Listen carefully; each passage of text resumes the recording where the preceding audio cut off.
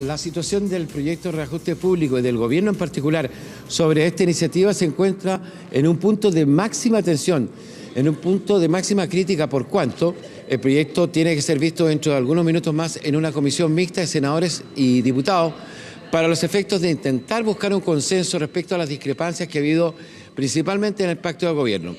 En realidad yo creo que es un hecho casi inédito porque en esta oportunidad, la mañana de hoy, en la sala plenaria de la Cámara de Diputados, ningún diputado de gobierno, repito, ningún diputado de gobierno votó por el gobierno. Por lo tanto, fue rechazado el proyecto de reajuste para el sector público.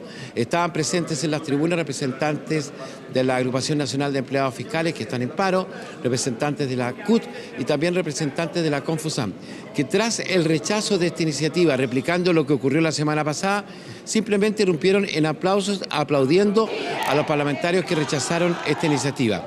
Es decir, le entregaron los trabajadores que estaban en las tribunas su apoyo a esta decisión que tomaron los parlamentarios de la Cámara Baja. Ahora, reiteramos, la situación es muy crítica para el gobierno porque la autoridad, el ministro de Hacienda, Rodrigo Valdés, insiste en que el guarismo, es decir, el reajuste debe ser de un 3,2%. Esos gritos que estamos escuchando y viendo, Nicolás, corresponden precisamente a la celebración que hicieron los trabajadores en la tribuna después de esta decisión de los diputados de no aprobar este reajuste y obligando al gobierno a nuevos trámites constitucionales aquí en el Congreso. Escuchemos las reacciones. Hacía tiempo que no veíamos esto en la Cámara de Diputados, de manera que valoramos altamente lo que aquí ha ocurrido. Y con más fuerza les decimos a los diputados y a los senadores que este proyecto hay que rechazarlo. El ministro de Hacienda ha puesto al gobierno en una encrucijada extremadamente compleja.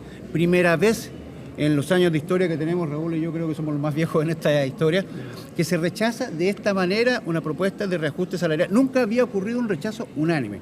Por lo tanto, yo creo que el ministro de Hacienda tiene dos opciones. Una, o se sienta a negociar con nosotros o renuncia.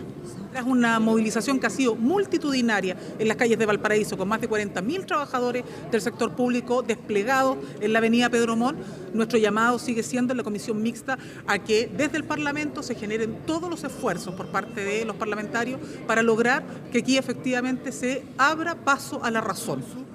Yo le hago un llamado al gobierno a que en este último tramo de las horas que restan en la comisión mixta haya voluntad política de mejora no solo de los bonos, sino también del guarismo, que permita destrabar esta situación que nunca se había dado a este extremo como el que hoy día estamos viviendo. El ministro tiene que sentarse a conversar con los gremios del sector público, tiene que sentarse a conversar con las bancadas de la nueva mayoría y juntos buscar una salida para que este escenario tan adverso de derrota que hoy día ha enfrentado casi unánime en la Cámara de Diputados no se repita después que el proyecto venga a la mixta, y eso es un llamado a que se modifique el guarismo, que aumente el bono, y sobre esa base veremos qué poder hacer y cómo votar en la próxima votación que nos corresponda acá en la Cámara de Diputados. Ya lo hemos dicho con mucha fuerza. Lo que nos llamó la atención hoy día es que todos los diputados de gobierno se hayan votado en contra, que en definitiva es cerrarle la puerta al gobierno, porque esto es producto de lo que se ha sembrado. Pero eso es un tema que esperamos que en la tarde en la comisión mixta podamos resolver. Yo creo que el gobierno hoy día ha tenido la peor señal, que hoy día se quedó solo. Y para volver a recuperar las confianzas, no solamente del sector público, se requiere de un diálogo. Y ese diálogo, el ministro Valdés, que estuvo ausente en la votación, espero que lo tenga con la prudencia y con la responsabilidad que se requiere en este minuto, que es bastante crítico como política pública en nuestro país. Bueno, hasta ahí las reacciones respecto a esta grave situación política para el gobierno registrada en la Cámara de Diputados, donde, reiteramos, la votación fue 97 votos en contra y 12 abstenciones. Votaron en contra los parlamentarios, todos los parlamentarios de la bancada del Pacto de Nueva Mayoría, también los diputados de Renovación Nacional, y se dividió la derecha porque los diputados de la UDI se abstuvieron. Es la situación que se vive en este instante aquí en el Congreso.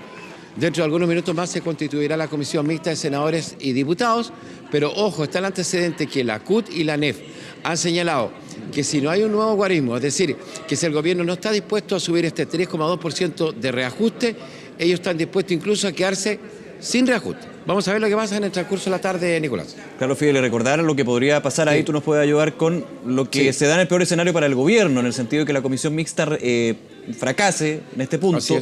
Tendría que llegar entonces la posibilidad de un veto presidencial, y ahí se complica aún más.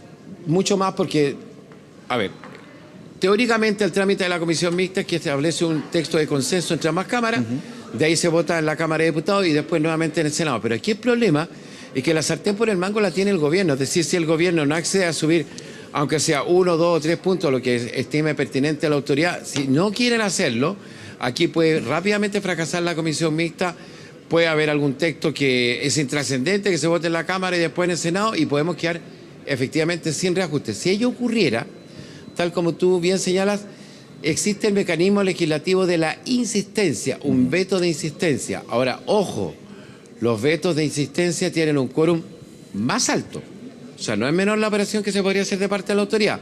Aquí se requeriría de verdad una instancia de diálogo, no sabemos en lo que ha estado en el transcurso de estas horas el ministro de Hacienda, pero así como van las cosas, aquí hay un choque de trenes que podría suceder. Claro, y más complicado aún considerando lo que han sido las señales desde el Partido Radical, por ejemplo, sí, esta idea de eventualmente suspender o congelar la relación con el gobierno, por lo menos desde el comité político, lo que ya hizo la Democracia Cristiana. Entonces también, si uno va sumando las señales políticas, está bastante complicado la tarea de los ministros. Y complicado el asunto. Ahora, se estima que en el transcurso de los próximos días habría un contacto entre el mundo del gobierno y la Democracia Cristiana. De hecho, dentro de los próximos minutos más va a hablar la presidenta de la ADC, a ver si efectivamente existe la posibilidad de un acercamiento entre ese partido y el gobierno, porque recordemos que la Democracia Cristiana congeló sus relaciones con el gobierno, con el comité político en específico. Entonces la situación no es menor lo que está ocurriendo dentro del Pacto de Nueva Mayoría, y el primer asomo de esta máxima situación de crítica que vive la autoridad es lo que está pasando en el transcurso de esta tarde con el proyecto de ley de reajuste para el sector público. Justamente. Vamos a ver qué pasa. Bien, Fidel Oyarzo, muchísimas gracias y estamos muy atentos entonces a lo que vaya a pasar con la Comisión Mixta y también las declaraciones de la presidenta de la ADC en un ratito más. Así es, y a las 5 de la tarde también habla Isabel Allende, mira, que habló esta mañana en Radio Cooperativa, no ha dado ninguna otra entrevista, mantiene su silencio desde el día en que mediante un comunicado informó que ya no es candidata presidencial. Vamos a ver lo que dice la presidenta del Partido Socialista, Isabel Allende, quien, por lo menos en la entrevista dada esta mañana en Radio Cooperativa, señala que efectivamente fue Ricardo Lagos quien le pidió ser candidato único del sector. claro. Bien, me voy a